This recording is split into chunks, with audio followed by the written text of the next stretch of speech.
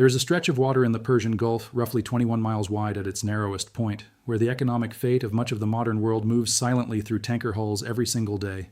It sits between the coast of Iran to the north and the shores of Oman to the south. On a map, it appears almost unremarkable, a brief constriction between two larger bodies of water. But strip away the geography and what remains is something else entirely, the single most consequential energy choke point on the planet. Roughly 1/5 of all global oil consumption and a comparable share of the world's liquefied natural gas trade passes through this corridor. The factories of East Asia, the fuel terminals of Western Europe, the power grids of nations that have built their development models around imported energy, all of them depend on the uninterrupted flow of vessels through this narrow passage.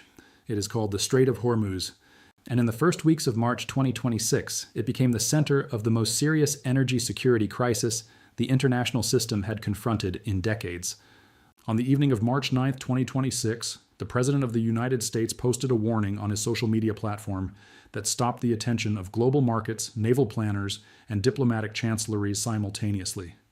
If Iran did anything to stop the flow of oil through the Strait of Hormuz, Donald Trump wrote, they would be struck by the United States of America 20 times harder than they had already been struck. He added that additional targets would be destroyed, targets that would make it virtually impossible for Iran to be rebuilt as a nation. The language was direct, unambiguous, and deliberately extreme. It was not issued through the State Department. It carried no formal legal designation. It arrived, as so much of this administration's strategic communication has arrived, as a public statement intended to be read by every adversary, every ally, and every energy market simultaneously. That combination, the informality of the medium, the severity of the message, and the active military campaign already underway behind it, is precisely what makes it worth examining carefully. To understand why this warning was issued, and what it reveals about the forces now converging in the Persian Gulf, it is necessary to go back further than the message itself. The conflict that formed the backdrop for Trump's warning did not begin in March. The United States and Israel commenced a joint military operation against Iranian targets on February 28, 2026, an operation the Department of Defense designated Operation Epic Fury. The strikes were significant in both scale and consequence. Among the reported casualties of those initial days of bombardment was Ayatollah Ali Khamenei, the supreme leader of the Islamic Republic of Iran, a figure who had governed the country's ultimate political and ideological direction for more than 3 decades. His death, and the subsequent appointment of Mojtaba Khamenei as his successor by the Assembly of Experts on March 8th, represented not merely a leadership transition, but a moment of profound institutional uncertainty for the Iranian state at the very moment it was absorbing the most severe military pressure in its modern history. The United States presented the strikes as a preemptive action against an imminent threat, with officials citing Iran's alleged proximity to acquiring a nuclear weapon and claims of Iranian plans for offensive action. These justifications remain in the category of official assertions rather than independently verified conclusions, but their strategic logic is legible regardless. The administration framed the operation as a defensive act against a specific and time-sensitive danger rather than an open-ended military campaign. Secretary of State Marco Rubio stated publicly that the operation was focused on eliminating threats from Iran's short-range ballistic missiles and its naval capabilities in the Persian Gulf, an articulation that placed maritime security at the center of U.S. operational objectives from the very beginning. Iran's response unfolded across multiple dimensions. Iranian forces launched missile and drone strikes against U.S. military installations in Gulf Arab countries, attacks that were met with a joint statement of condemnation from the United States alongside Bahrain, Jordan, Kuwait, Qatar, Saudi Arabia, and the United Arab Emirates. The regional coalition that statement implied was itself significant. It suggested that Iranian retaliation had, at least in the immediate term, pushed several Gulf states closer to the American position rather than driving them toward neutrality or accommodation with Tehran. But the more strategically consequential Iranian response was not the missile campaign, it was the move toward the Strait of Hormuz.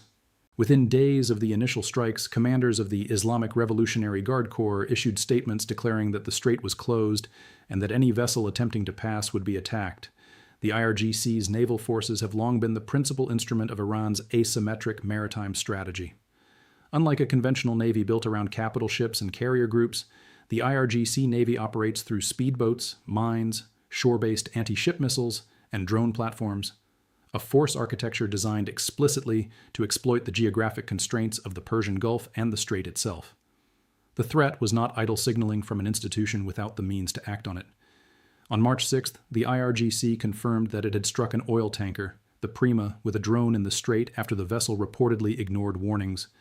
The International Maritime Organization issued a formal statement condemning attacks on civilian shipping and reaffirming the principle of freedom of navigation. It also reported that at least 4 seafarers had been killed in a vessel attack in the strait.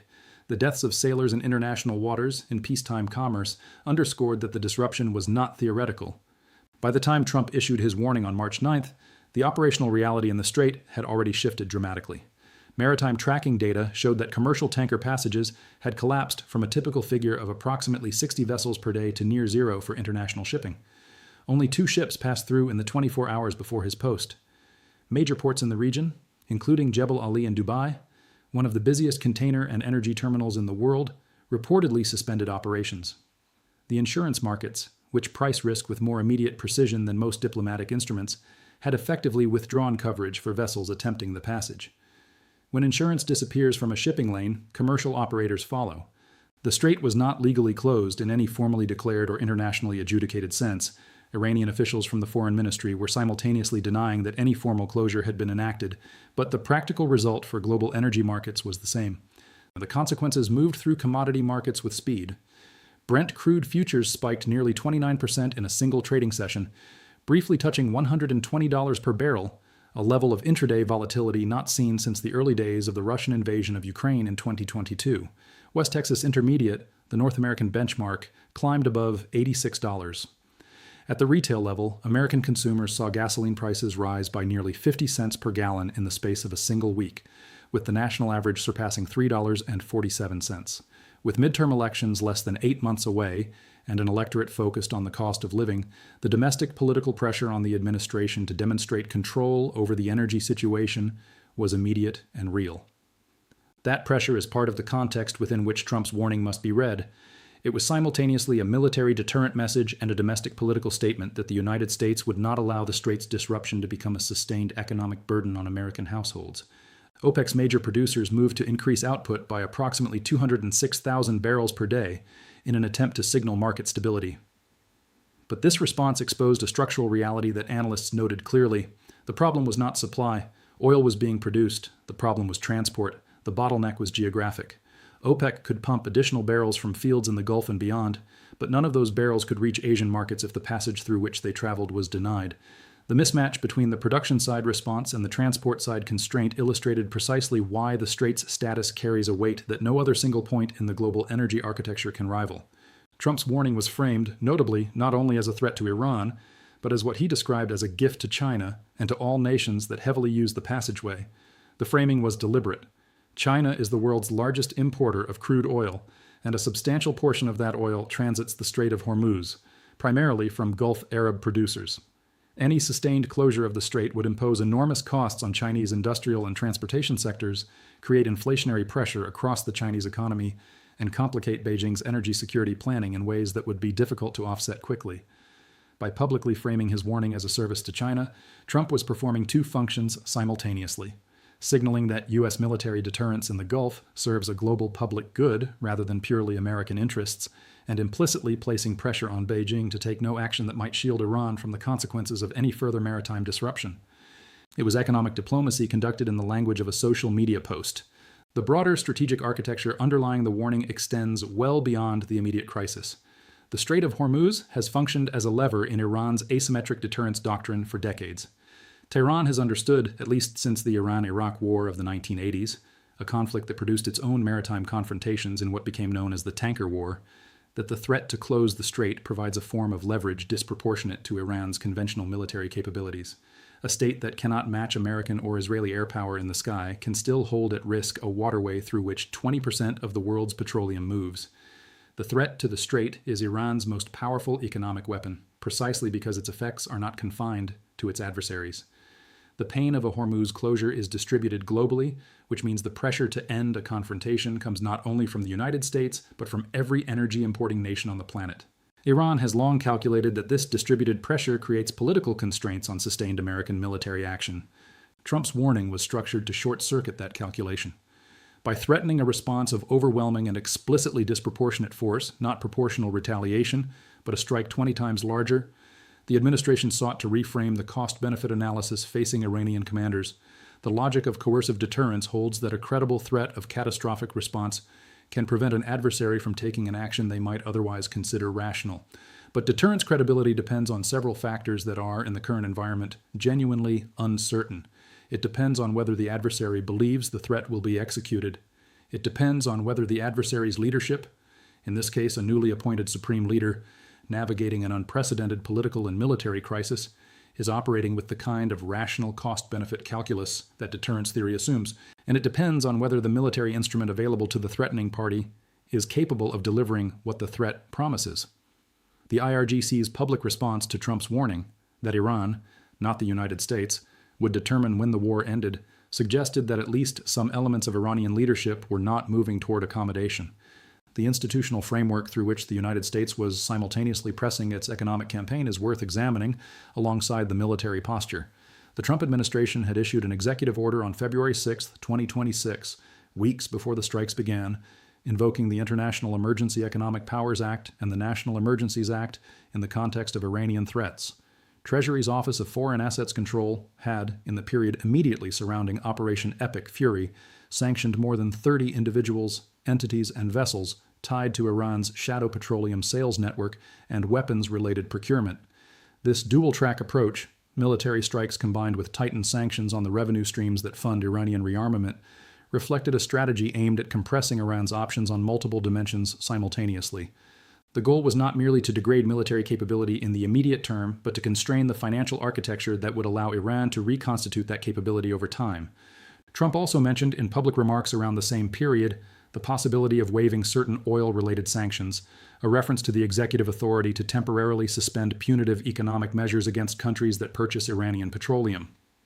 This was economic statecraft of a different character, using the promise of sanctions relief to manage global oil supply, reduce price pressure on American consumers, and offer partner nations an economic inducement in exchange for their political alignment with U.S. objectives. The details of any such waiver, which countries, what volumes, what duration, had not been specified in publicly available sources as of this writing, but the combination of the threat, the existing military operation, the tightened sanctions, and the offer of selective relief painted a picture of an administration attempting to manage a crisis simultaneously through force, economic coercion, and market reassurance. The position of America's allies added another layer of complexity. The United States was operating with Israeli coordination from the outset. Gulf Arab states that issued the joint statement condemning Iranian attacks were implicitly aligned with U.S. objectives, at least in the diplomatic dimension. But the physical access required for sustained military operations, the basing agreements, the overflight permissions, the logistical infrastructure, introduced their own political sensitivities. Reports indicated tensions with some European partners over base access arrangements, while Germany called publicly for a swift end to the conflict. The United Nations Secretary General had warned the Security Council within days of the strikes commencing that the risk of wider regional war was acute. These international responses reflected a broader pattern. The operation had significant regional support among Arab states who viewed Iran's missile and drone capabilities as a direct security threat, but it generated anxiety among European partners and international institutions concerned about the precedent of preemptive military action against a nuclear aspirant state and the humanitarian consequences of major urban strikes. Energy Secretary Chris Wright, speaking publicly in the days before Trump's warning, had offered some reassurance that the disruption to Strait traffic would not be prolonged, suggesting a return to normal operations within weeks rather than months. That framing implied a degree of confidence in the military situation that was not fully reflected in the cautious language of maritime institutions. The International Maritime Organization statements had been measured but clear. Attacks on civilian seafarers were unacceptable, the principle of freedom of navigation was non-negotiable, and the situation required urgent attention. The gap between the administration's relatively optimistic public timeline and the IMO's institutional concern for ongoing maritime safety illustrated the distinction between the political management of a crisis narrative and the operational realities unfolding in a contested waterway. What the events of late February and early March 2026 reveal about the broader structure of international energy security is significant and extends beyond the immediate crisis. For years, analysts and policymakers had noted the theoretical vulnerability of concentrated energy transit infrastructure, the reliance of global petroleum trade on a small number of geographic choke points, each of which represented a single point of failure for supply chains serving billions of people. The Strait of Hormuz had always been identified as the most consequential of these vulnerabilities. What the current crisis has demonstrated is that this vulnerability is not abstract. When a conflict disrupts the strait, even without a formal legal closure, even without a complete physical blockade, simply through the combination of credible threats and a handful of vessel attacks, the commercial shipping ecosystem responds almost immediately. Insurers withdraw. Operators reroute or halt. Prices move violently. Port operations in adjacent territories are suspended out of precaution. The fragility is not in the ships or the oil fields. It is in the confidence of commercial actors, which can evaporate faster than any military operation can resolve the conditions that caused it to disappear. The Asian dimension of this story is particularly important and is likely to shape the geopolitical consequences of the current crisis for years. The major petroleum importers of East and Southeast Asia, nations whose industrial growth over the past several decades has been built in part on access to Gulf oil at predictable prices, now face a period of acute uncertainty. If a prolonged disruption forced these importers to seek alternative supply routes and sources, the reshaping of trade flows could be significant. Analysts had noted that sustained Hormuz closure would push Asian buyers toward suppliers in Russia, West Africa, and the Americas, with vessels rerouting around the Cape of Good Hope, adding days or weeks to voyage times and substantially increasing costs. This kind of structural rerouting, even if temporary, has the potential to alter commercial relationships, infrastructure investment decisions, and diplomatic alignments in ways that outlast the immediate military crisis. The situation also carries implications for the global sanctions architecture. The United States has used economic sanctions as a primary instrument of Iranian policy for more than 4 decades, with the sanctions regime becoming progressively more comprehensive over time. The current moment represents both the most intense application of military pressure in that history and a potential inflection point for the sanctions tool itself.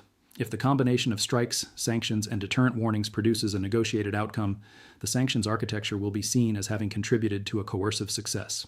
If the conflict escalates further, or if Iran finds pathways through the sanctions pressure by drawing on support from nations that have an interest in weakening U.S. dollar-denominated economic leverage, the episode may instead accelerate the fragmentation of the global financial and trade systems through which sanctions derive their power. It is also worth considering what this moment reveals about the internal tensions within Iran's own institutional structure. The reported contradiction between IRGC commanders declaring the strait closed and Iranian foreign ministry officials simultaneously denying any formal closure is not merely a matter of poor message coordination. It may reflect a genuine division between the military command, which has operational control over the Persian Gulf and an institutional interest in projecting maximum coercive capacity, and the diplomatic apparatus, which retains an interest in preserving legal ambiguity, avoiding a definitive international verdict on Iranian actions under maritime law, and keeping open whatever negotiating exits may remain available. The new supreme leader, Mojtaba Khamenei, inherits this internal tension at precisely the moment when strategic decisions of historic consequence are being made. How that internal fracture is managed, or whether it is managed at all, may determine the next phase of the conflict as much as any external military or diplomatic pressure. There is a further dimension to the economic signaling embedded in this crisis that deserves careful consideration. The U.S. administration's offer to provide political risk insurance for commercial shipping, announced earlier in the conflict period, and the suggestion that the Navy could escort tankers through the strait if necessary, together represent an acknowledgement that military deterrence alone is insufficient to restore commercial confidence. Private shipping companies and their insurers operate on a different risk calculus than governments. They do not weigh strategic outcomes or geopolitical deterrence logic. They price the probability of losing a vessel and its cargo. When that probability rises above a commercially viable threshold, they stop operating, regardless of what governments say about the legality or controllability of the threat environment. The administration's recognition of this dynamic and its willingness to deploy state resources to backstop private commercial risk reflects a sophisticated understanding of how modern economic warfare actually works. Control of a choke point in the modern world does not require placing a physical chain across the water. It requires only making the insurance markets and commercial operators believe that the cost of passage outweighs the return. There is, running beneath all of this, a larger question about the architecture of deterrence itself in the contemporary international environment. The warning Trump issued on March 9th was not delivered through a formal diplomatic channel. It was not accompanied by a specific military directive made public. It was a social media post, written in the first person, carrying the weight of the American presidency and the vast military apparatus behind it. Whether that mode of communication, direct, unmediated, stripped of the procedural formality of traditional statecraft, strengthens or complicates deterrence credibility, is a question that strategists and international relations scholars will be examining long after the immediate crisis has resolved. On one hand, the informality may project a kind of unpredictability that a rational adversary must treat with caution. On the other hand, deterrence that operates through informal communication lacks the institutional anchoring that has historically made such threats legible and verifiable to all parties. What is not in question is the seriousness of the stakes. A waterway carrying 20% of global oil consumption and a fifth of global liquefied natural gas trade cannot be disrupted without consequence to every connected economy on Earth. The nations that will feel the sharpest effects of a prolonged Hormuz closure are not primarily the United States, which has expanded its domestic energy production considerably over the past decade. They are the nations of East and South Asia whose factories, vehicles, and power plants run on Gulf crude. The decisions made in Washington, Tehran, Beijing, and the Gulf capitals in the weeks ahead will not merely determine the outcome of a bilateral military confrontation, they will shape the energy security architecture of the entire international system. The Strait of Hormuz has always been narrow, 21 miles at its tightest point, but the weight of strategic interests pressing through it in March 2026, the military calculations, the economic dependencies, the deterrence messaging, the alliance politics, the market anxieties, makes it feel considerably smaller than any map suggests. What happens in that passage does not stay there. It travels with the oil to every economy that depends on the world remaining open for business. That is the true measure of what is at stake, and it is why a social media post, written at 8:30 in the evening by the President of the United States, could move the price of crude oil, the posture of naval fleets, and the strategic calculations of governments on the other side of the world before the night was over.